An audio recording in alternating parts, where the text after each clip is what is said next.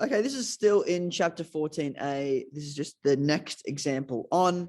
And I just think proofs like this are really cool. That's part of why we're going to do it. So let's write our question out. Now we're going to prove that this identity works for any trig function, assuming my angles for theta are the same all the way along. Now, to do this proof, let's just start by looking at our left-hand side. So our left-hand side is going to be equal to 1 over 1 minus cos theta plus 1 over 1 plus cos theta.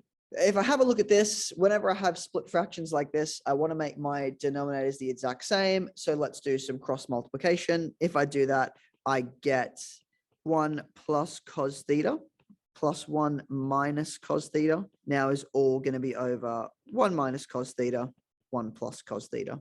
So I have this. Let me make this line slightly neater. So I have this fraction here. If I expand my denominator, I'm going to wind up with 1 plus cos theta plus 1 minus cos theta. Again, I have coefficients of 1 here and here, so I can just take the brackets away. And expanding the bottom, I have difference of perfect squares, which is going to give 1 squared, which is just 1, minus cos squared theta. If I now clean up my top line, that is going to be equal to 1 plus 1 is 2. Cos minus cos, these parts are going to disappear. So I'm left with 2 divided by 1 minus cos squared theta.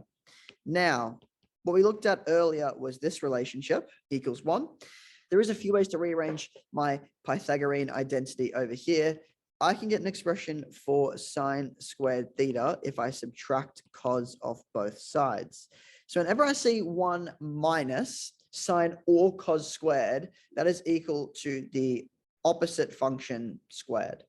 Now, again, if I think of what I'm trying to prove this is equal to cosec. Cosec is the reciprocal sine function. So I can substitute this bottom part here. 1 minus cos squared theta is the same thing as sine squared theta. Now, I'm going to manipulate this slightly just to make it a little bit clearer for some people who maybe don't already see that this is my final solution. If I just take 2 out the front, I could write it this way, which hopefully you guys will now see. Well, 1 over sine squared theta is cosec squared theta. And I'm going to be timesing by 2 at the front. So this equals 2 cosec theta, which equals my right hand side.